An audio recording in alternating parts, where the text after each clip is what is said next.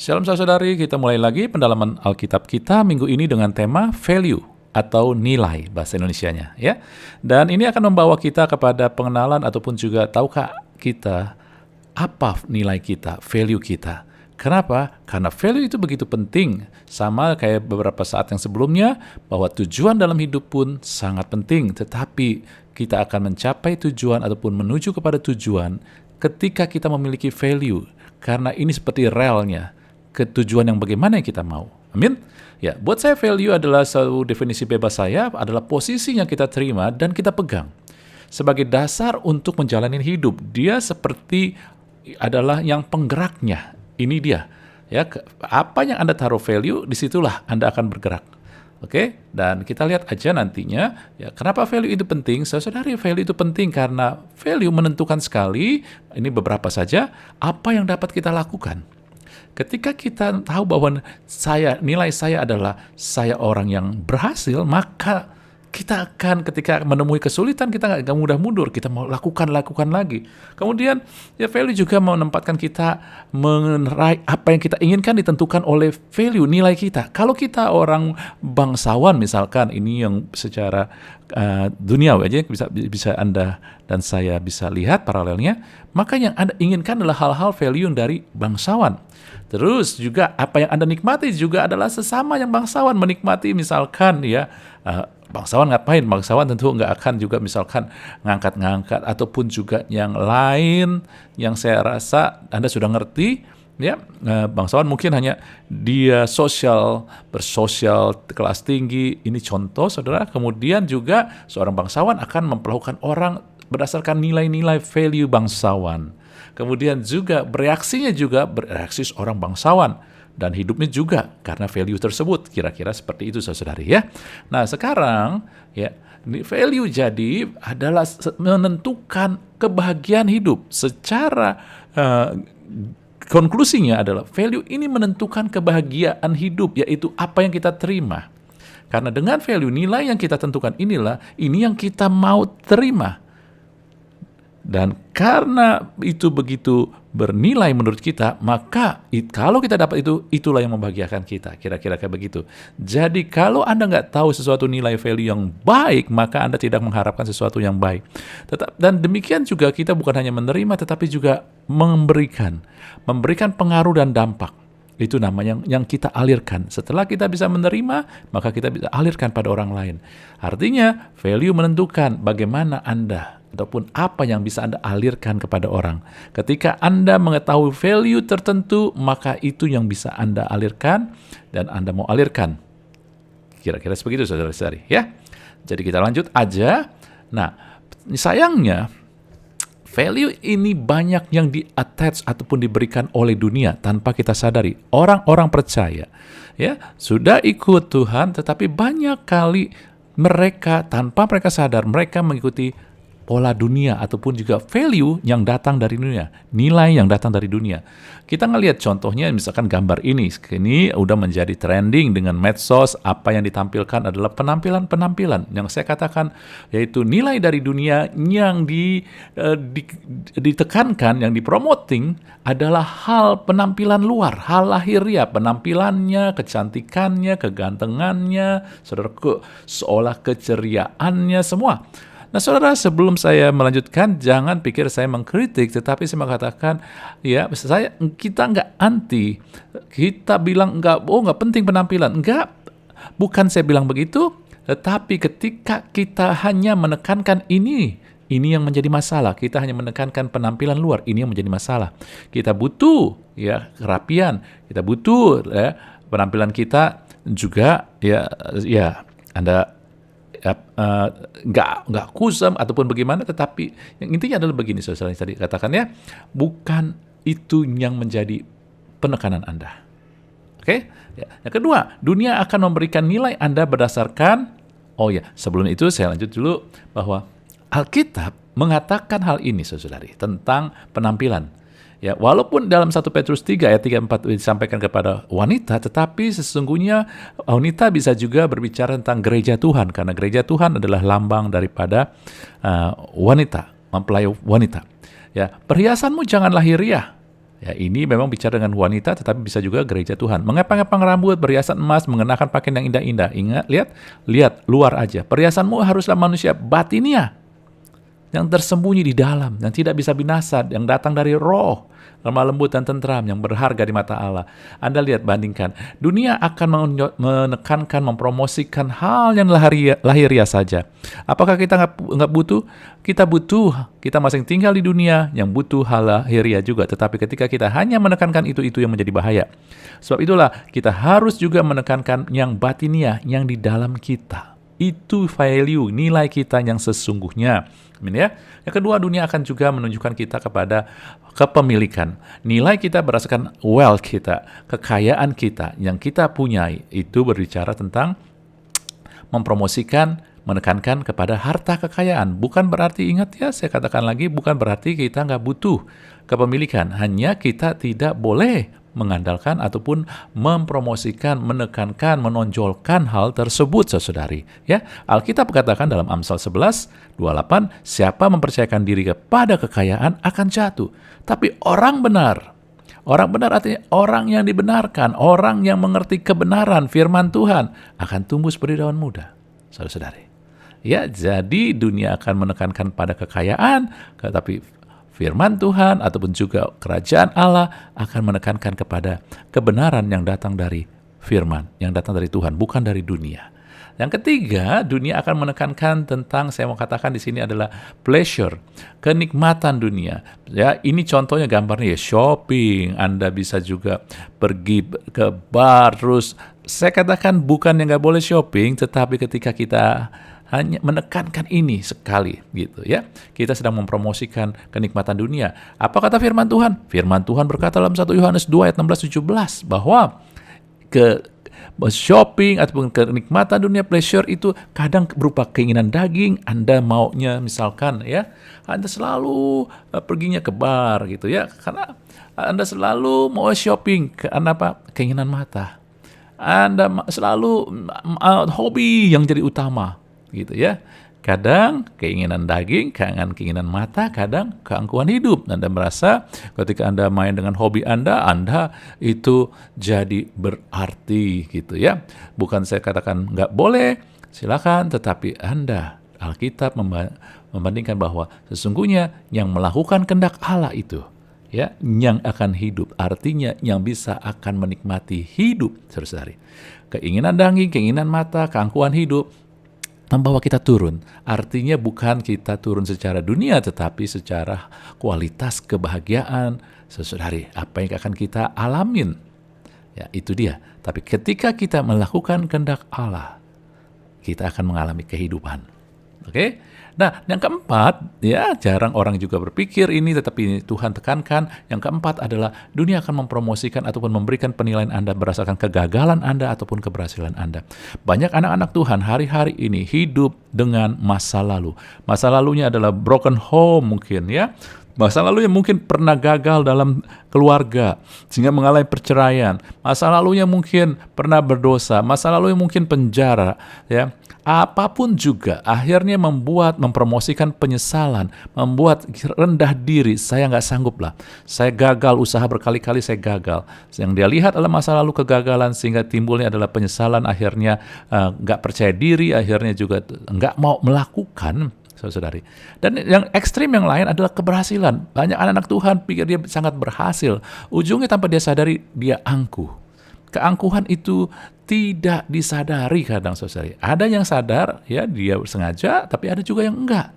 Anak-anak Tuhan banyak yang enggak mau, tetapi karena mengikuti pola dunia, menekankan keberhasilan, jadi akhir keangkuhan. Saya punya banyak teman, saudara-saudari, yang secara dunia berhasil, tetapi mereka mau merendahkan diri, ikut bakti sosial, ikut ya saudara-saudari kegiatan-kegiatan yang menjangkau orang-orang yang kurang beruntung. Ini luar biasa. Jadi saya mau katakan, keberhasilan belum tentu membuat Anda angkuh ketika Anda tidak mengandalkan itu, saudari.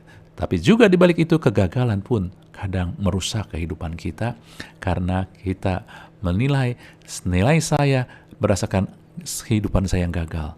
gagal, saya anak bukan anak siapa-siapa, saya orang yang anak dari broken home, saya pernah gagal dalam keluarga, apapun juga akhirnya itu nilai kita pikir. Ya, jangan merasa seperti itu saudari. Anda harus melihat yang datang dari Tuhan. Yang Amsal berkatakan, hati yang gembira adalah obat. Kalau Anda mikirin tentang kegagalan terus, akhirnya semangatnya menjadi patah.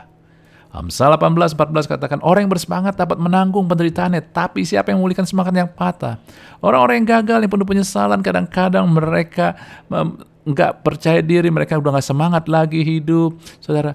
Nah, akhirnya masalah dikit, mereka udah nggak sanggup hadapin, saudari. Ya, karena mereka kurang tahu bahwa nilai mereka sedang diberikan nilai dari dunia. Lalu bagaimana datang dari Tuhan? Sebelum kita lihat datang dari Tuhan, kita lihat dulu bahwa kita pun mempengaruhi orang lain. Kita masih tinggal di dunia, kita pun bagian daripada dunia. Oleh sebab itu, kita pun bisa memberikan nilai, menaruh label nilai kepada orang lain. Tetapi kita bisa punya cara untuk menabur ataupun kita bisa melabel orang dengan nilai yang benar. Pertama, Alkitab mengajarkan, Tuhan selalu mengajarkan bahwa segala sesuatu yang Tuhan nilai berdasarkan kasih. Tuhan tidak menilai kita berdasarkan perbuatan kita. Tuhan tidak menilai kita berdasarkan kejatuhan kita. Tuhan menilai kita berdasarkan kasih-Nya. Yohanes 3:16, karena begitu besar kasih Allah. Ya, bukan karena begitu hebat umat manusia. Bukan karena begitu besar kasih Allah, saudara-saudari.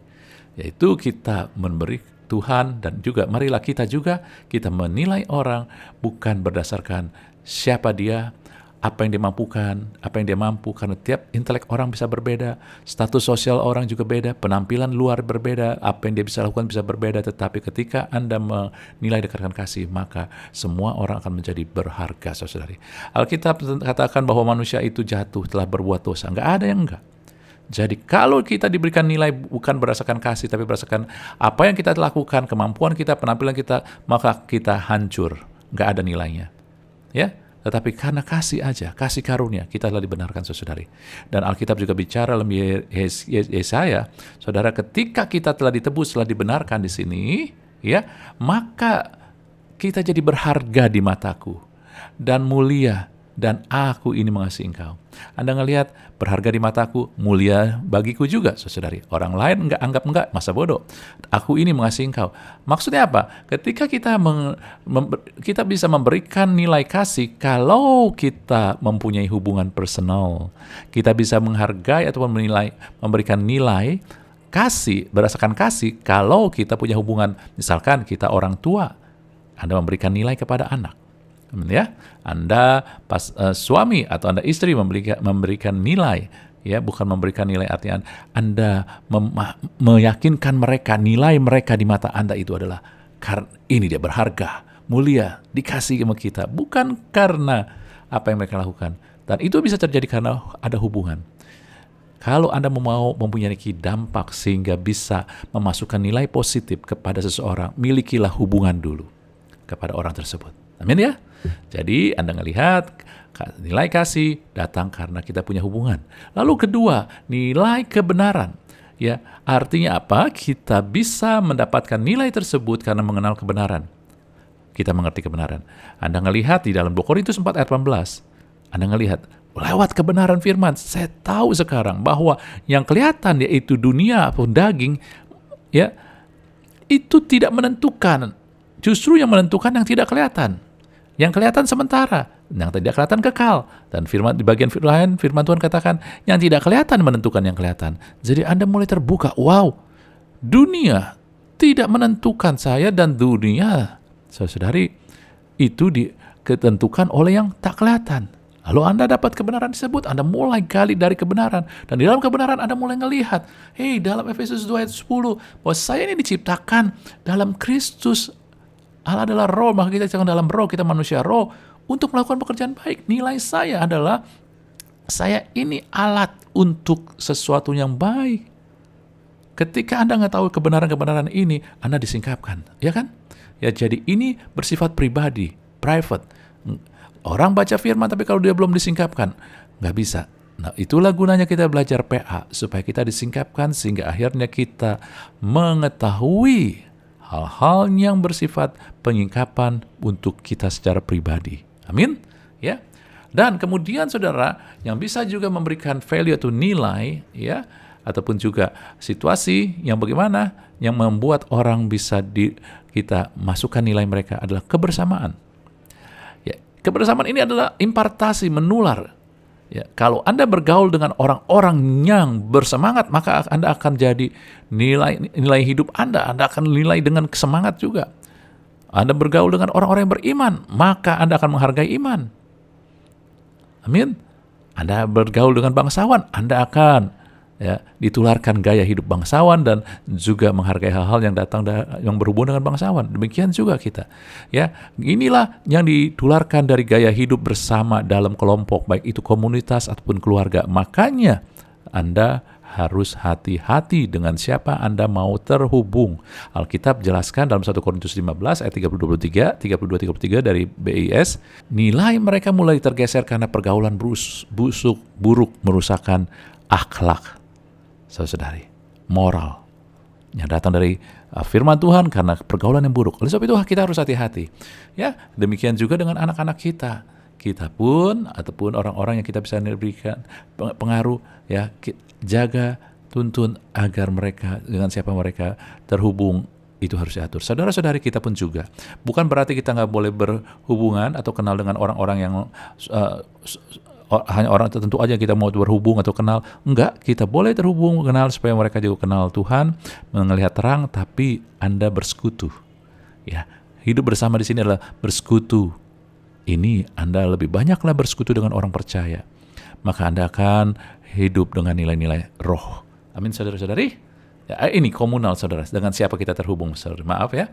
Jadi ini dia kebersamaan, ya, value, nilai bisa kita dapatkan, sematkan pada seorang. Kalau kita mau sesuatu yang positif, datanglah kepada komunitas yang positif, keluarga yang mengasihi, komunitas yang takut Tuhan, maka kita akan mendapatkan nilai juga yang sama dengan gaya hidup mereka itu. Oke ya, saudara-saudari. Nah, sekarang Anda lihat, ini dia, ingat, nanti Anda renungkan lagi. Mungkin Anda nggak tangkap saat ini, nggak apa-apa, Anda renungkan lagi. Ya, ada PDF-nya, nanti Anda klik di link, maka Anda dapat ini bentuk PDF-nya. Anda akan boleh simak lagi, boleh ulangi lagi. Karena ingat, tujuan kita bukan hanya sekedar dengerin, tetapi tujuan kita adalah supaya kita mengerti dan bisa melakukannya. Ya. Nah, sekarang value dari Tuhan, ini dia. Saya akan menyampaikan secara sekilas aja, nanti kita akan uraikan lagi, ya. Tetapi value dari Tuhan, ya, kita pakai Petrus. Siapa lagi yang, ya, saudara-saudari, yang mula-mula dia memiliki value dari kemampuan diri dia, ya. Dia bilang dia nggak akan meninggalkan Tuhan semua, ya. Tetapi kemudian dia kacau. Ya, dia merasa orang yang gagal, tetapi Tuhan pulihkan. Maka Petruslah orang yang paling tahu dan paling menghargai nilai yang datang dari Tuhan itu, saudari. Amin, saudari. Ya. Nah, kenapa kita penting? Orang-orang percaya penting. Nanti kita akan melihat untuk tahu nilai dari Tuhan. Saudara, kita pakai ini dulu dari Petrus. Ya, pertama Petrus katakan ataupun firman Tuhan lewat Petrus katakan, kamulah bangsa yang terpilih. Saudara, sebagai bangsa terpilih, value kita adalah kita sangat penting. Kita sangat berharga, worth it, saudara-saudari. Itu nilai kita. Apakah karena di perbuatan? Bukan. Di dalam Kristus, kita ini orang yang penting. Kita sangat penting, saudara-saudari. Banyak orang merasa kalau dia penting, kalau dia punya posisi, dia penting kalau dia punya kemampuan yang hebat. Enggak, di mata Tuhan Anda sangat penting karena Anda sudah dipilih. Amin ya. Kemudian dikatakan Anda imamat yang rajani. Bicara apa sih? Ini bicara fungsi. Artinya Anda sangat dibutuhkan, Anda sangat berguna karena fungsinya itu. Ini bukan hanya sekedar saya jadi imam, saya jadi raja, bukan, tetapi bicara fungsi. Nilai Anda dari Tuhan, Anda sangat berguna. Pak, saya hanya ibu rumah tangga, Anda sangat berguna buat kerajaan Allah. Louis Unique, seorang ibu rumah tangga aja, orang janda dua-duanya, satu nenek, satu ibu daripada Timotius, tetapi mereka sangat berguna, mereka sangat dibutuhkan sehingga melahirkan Timotius. Ya, anak yang ataupun hamba Tuhan yang dipakai luar biasa oleh Tuhan. Oke? Kemudian, saudara, bangsa yang kudus. Kalau Anda disebut bangsa yang kudus, artinya Anda telah ditebus, Anda telah diampuni, dan kemudian Anda dipisahkan. Anda dipisahkan bukan untuk sesuatu yang remeh, tetapi Anda dipisahkan untuk sesuatu yang buat Tuhan doang, suatu tujuan kerajaan Allah. Saudara, di dunia mungkin Anda hanya fungsi Anda ataupun status Anda mungkin hanya, saya hanya pekerja biasa. Saudara, walaupun Anda pekerja biasa dalam roh, dalam kerajaan Allah, Anda adalah orang yang spesial, Anda yang telah dipisahkan, benar-benar dipisahkan, dikuduskan, saudara-saudari, untuk tujuan tertentu. Saudara, jangan lihat apa yang di dunia. Dunia akan membuat Anda juga jadi nggak melihat. Karena begini yang tadi kita lihat, ya. Nilai apa yang Anda lihat menentukan apa yang akan Anda alamin. Benar ya, saudara-saudari. Oke, lanjut aja keempat, ya. Kemudian dikatakan value kita adalah umat ataupun kepunyaan Allah sendiri. Saudara, luar biasa. Ketika kita kepunyaan Allah sendiri, arti kita sangat diinginkan Tuhan. Tuhan gak mau berbagi, hanya kita doang. Jadi kalau Anda sangat diinginkan, Anda sangat dikasihi, Tuhan sangat mau dekat sama Anda, Tuhan sangat perhatiin kita, Tuhan sangat mau topang kita, saudara. Itu, saudara, ya. Dan terakhir, kelima adalah, dulu kita tidak dikasih, tapi sekarang beroleh belas kasihan. Saudara, value kita adalah orang yang beroleh belas kasihan. Artinya ketika kita belas kasihan di sini artinya mercy, kemurahan. Kita diguyur. Maknanya kita diguyur, dilimpahi penuh. Bahkan dalam firman Tuhan, dalam Mazmur katakan kita dimahkotai, saudara, oleh kasih setia dan rahmat. Dan Timotius katakan juga begini, saudara, bahwa kalau kita nggak setia, Tuhan tetap setia. Artinya kesetiaan Tuhan bukan karena perbuatan kita. Anda ngerti, ketika Anda dimahkotai, seorang raja, pangeran dimahkotai, dia akan diperlakukan sebagai pangeran ataupun raja sesuai dengan mahkotanya, bukan karena perbuatan dia. Ini maknanya kita dimahkotai kasih setia. Anda diberikan kasih setia bukan karena perbuatan, tetapi karena Anda memang sudah diberikan ini, saudara, mahkota ini. Dan rahmat dan kemurahan, tahukah Anda nilai Anda, bahwa Anda sangat beroleh orang yang mendapatkan belas kasihan, sehingga Anda akan disertai kasih setia dan rahmat dalam kehidupan kita, apapun juga kita alamin, saudari. Amin. Ini yang harus kita sadari, kita tahu.